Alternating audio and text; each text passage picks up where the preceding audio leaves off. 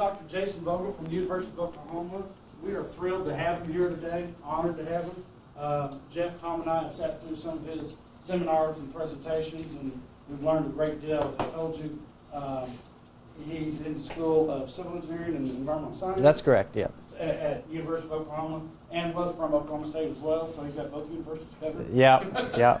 He's got them both covered, and he's also the director of the Oklahoma Water Survey. That's correct, yeah. Okay.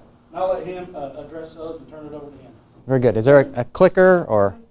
She is the Okay, perfect. All right. We'll go kind of quick here since we need to be done by 9:30. Is that right? Yes. Okay. Yeah, so we'll go kind of quick. But if you guys have questions, I want you to speak up, okay? There's going to be some things that are repeated. There might be some things that are a little bit different in this. And if you notice that and ask questions, that's extra credit, right? Yeah. Yeah. So let's go ahead and go ahead to our slides here. I didn't see the very beginning of the presentation, but why do we care about stormwater? It's a couple reasons: flooding, and also because of water quality. And in Oklahoma, there's almost 11,000 miles of stream that are classified as impaired. That means whatever use people have put on that stream, it doesn't meet that use. It could be recreational, it could be drinking water, it could be habitat, it could be a lot of different things. And there's a lot of things that can cause that. 70% of those streams are impaired for pathogens, for bacteria. So where does bacteria come from? How would you get bacteria in your stream? Yeah, dog poop, right? Wildlife, septic tanks, a lot of different types of things that can wash off of your landscape, but it's going to come from feces, from warm-blooded animals is where those pathogens are going to be coming from. Turbidity is kind of the cloudiness. That's how much sediment is in it. It's caused a lot by clay, but it can also be an indicator of other things that get in there. Low dissolved oxygen. So why would it be bad to have low dissolved oxygen in a stream? Exactly. And so have you guys talked about what causes low dissolved oxygen in a stream or reservoir? Okay, so what causes low dissolved oxygen?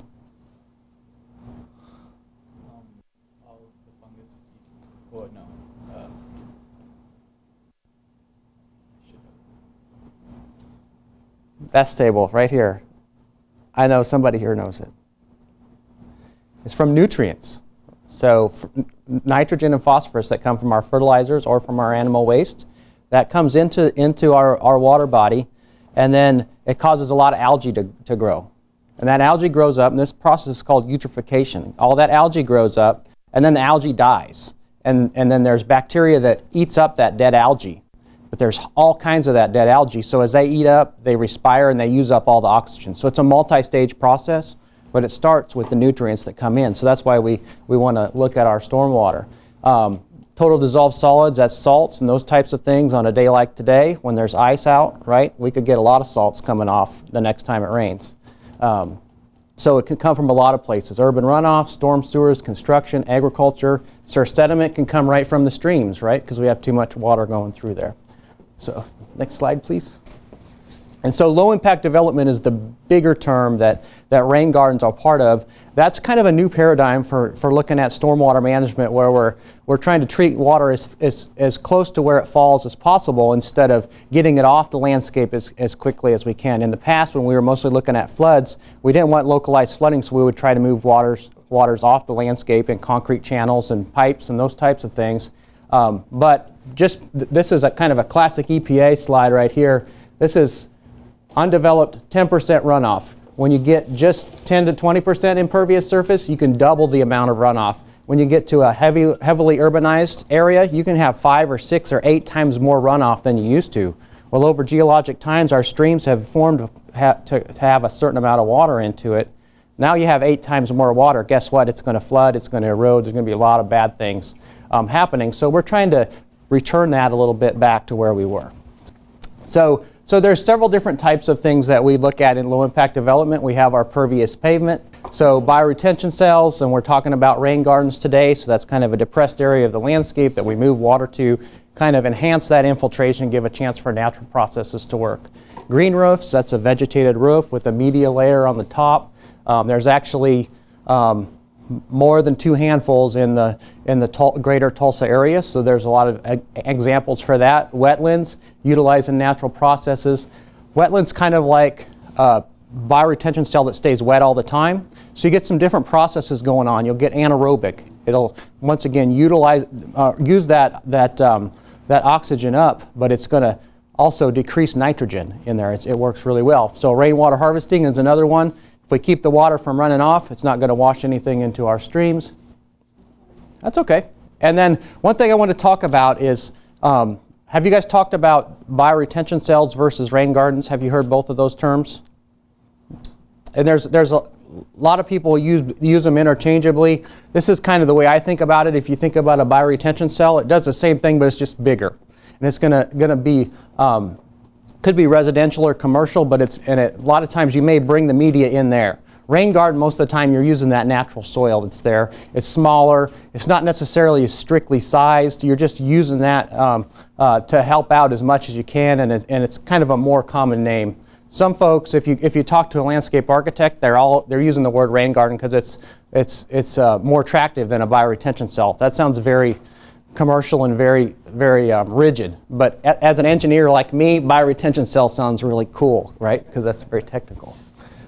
So let's talk about basics a little bit, and we went through some of this, but generally it's a depression 6 to 12 inches below the surface, planted with our low maintenance plants. We talked about native plants are really good. It's going to catch that water, force it to infiltrate down into the soil, especially on that first part that comes off of the landscape that's called the first flush, where most of our pollutants are going to be, because since the last rain, all of the dog poop and all the fertilizers and pesticides and everything else have built up. And on that first part of the rain, it's washing that off, so that's going to have more pollution in that first part, and that's where this really, really can help. So that soil is a really great filter for removing some of that, and then the soil microbes help with that as well. So go ahead. So our drainage process, generally we're getting that water from the surrounding areas.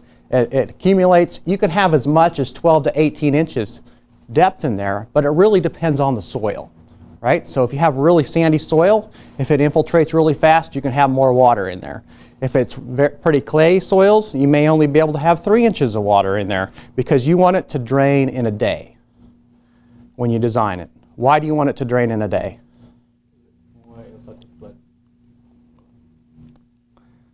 You want the water to go away, right? So it doesn't flood. But why do we want the water to drain pretty quickly? You're getting close. Skeeters, right? So mosquitoes, their eggs will hatch, and depending on the species, in 48 to 72 hours. So we don't want to make a mosquito farm right next to our house. So we want to do that within 24 to 48 hours. If you design it so it drains in 24 hours, it's going to clog a little bit over time. So it might get closer to 36 to the 48, but you're still good. You have that little bit of factor of safety. There's another engineering term. It's factor of safety on that. So the plants will take some water to growth for a little bit, and then the rest of it will filter through the soil. So that's how that water's moving in. So here's our basics. I think you guys have already talked about this. The water comes in, gets into your soil. It may or may not be amended, but then you're using that natural soil that's in there. This is a slide I got from someplace else, as I mentioned. You can even do it a little bit deeper. You're going to have a mulch layer generally on top of here. That mulch layer is holding that soil moisture in, because in Oklahoma we could have 3 or 4 weeks where there's no rain afterwards, right? So once we get that in there, we want to hold it in a little bit. So it helps out those plants. It also is what the mulch is really good for. What if you put in a rain garden and then all of a sudden somebody builds a house right next door and it gets a whole bunch of sediment into it? Well, if you don't have that mulch there, it's going to get down into the soil and clog it up. That mulch actually acts as a protective layer. So to maintain that, all we got to do is take out the mulch and the sediment that's on the top, instead of replacing all of that media that's in the rain garden. So that mulch can be very protective that way. So I don't know if you guys have seen this, and I know Jeff has asked for the plans for this. This is actually one that I designed for the Grand River Dam Authority up by Grand Lake. That's a see-through side rain garden. So you can see we have the top layer with the mulch here, some sand, and then we have this layer down here, and there's actually an underdrain on this. So this is really a demonstration rain garden that It sounds like you guys might be looking at building something like that, so that's super awesome. So what are the benefits? Water quantity reduction. So we talked about floods. We talked about as we get runoff from our roofs, our sidewalks, our streets, all those types of things. That's all coming off at the same time, and you can get flash floods from that. Well, we're trying to slow that down. Less water in the streets, less water contributing to flooding, especially on our larger storm events. So also water quality, and there's a lot of different processes going on. What years are these folks? All seniors or? Juniors and seniors. So we have physical removal. So you have pores between these particles, right? You have sand particles and there's air spaces in between those. That physical removal is as you get sediment coming in. That's sometimes called total suspended solids. As that comes in, it's going to get removed because it physically strains that out. And anything that's attached to those also gets removed.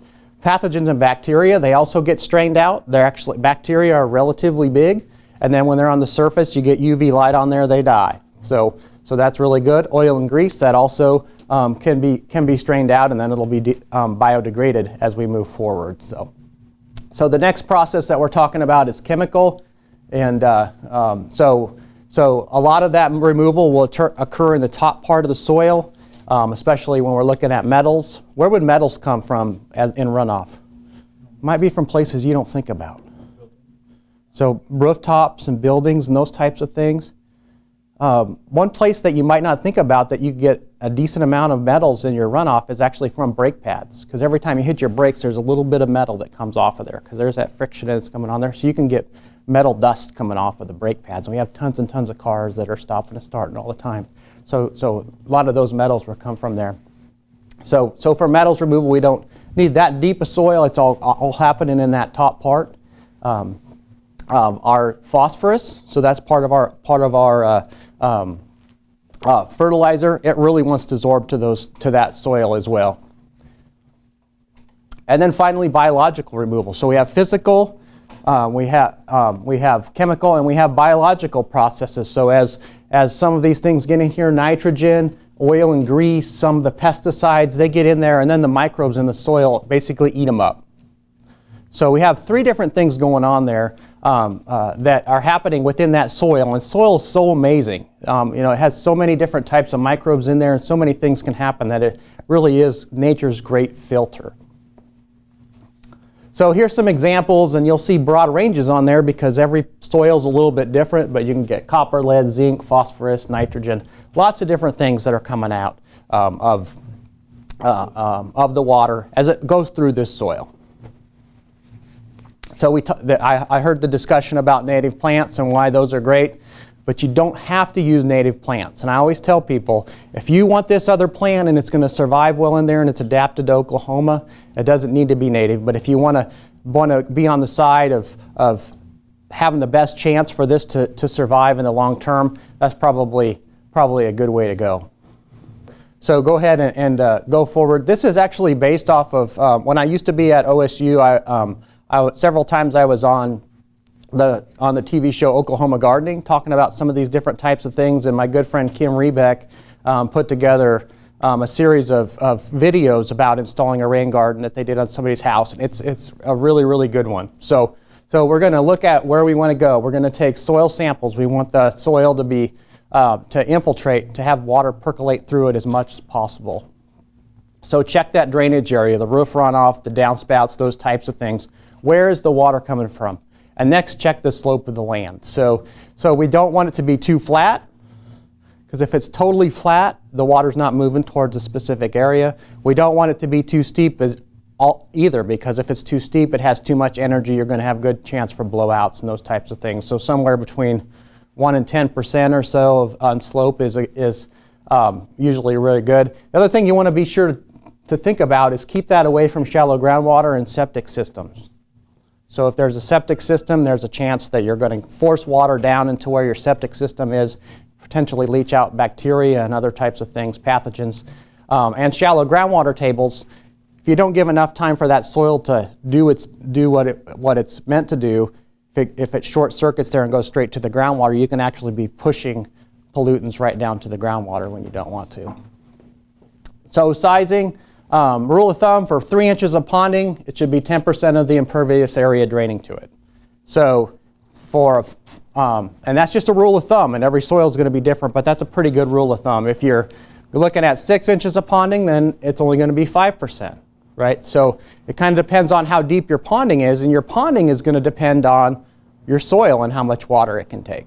So the more your soil will perk, the smaller your rain garden can be, because the water is going to go in faster. So you're going to do that, estimating that roof or the other impervious area that transports it to your garden, adding your sidewalks, those types of things, and then add those two together. So for 6 inches, well, that's 5%, right? So we're dividing by 20, and so for a water depth of 3, you're divided by 10. There's simple math there. We're looking at how big does our rain garden need to be. And it's based on the impervious area that's running towards it. So we're preparing that. You always want to check and make sure there's no utilities down below. Call Okie. That's what this is called, 1-800-522-OKIE or 811. You want to make sure that there's no utilities underneath there. You dig into utility, you got some problems. So, right? You guys don't want them digging into utilities. So then we're going to do our percolation test. So that's basically you're digging a hole in there, 12 inches into the ground. Really, you want to do it down to a little bit below where you expect the bottom of your rain garden is going to be, because there could be clay layers or other types of things in there. So we want to get that water down to the layer below the layer that's going to be the bottom of your rain garden, if you're bringing in sand or those types of things. So you're going to put a ruler into your hole, fill the hole with water. Watch it drain out, okay? But you're going to do that twice, because when it rains, all that soil is going to be saturated. All the pore space in that soil is full. The first time you pour water in there, it goes in faster because there's air in there. So you want to look at that saturated movement of the water through there. So you do that once, that kind of pre-wets all of those pore spaces, and then you get that saturated movement of water through there like it would be during a rainfall. So our layout here, this is actually from the video. You can use a garden hose or other types of things. Kind of trace where you want to be. Go ahead to the next step.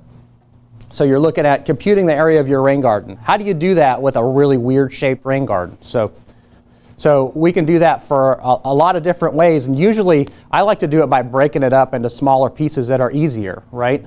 So here's 3/4 of a circle. Here's a rectangle, another rectangle, and a triangle. Here we can kind of estimate, maybe this is a triangle and this is part of a rectangle, and then there's another circle here or something. You can kind of estimate what you got for a regular shaped rain garden, because it's hard to do that. You can also go on Google and do the trace thing, and it'll give you the area now, but either way.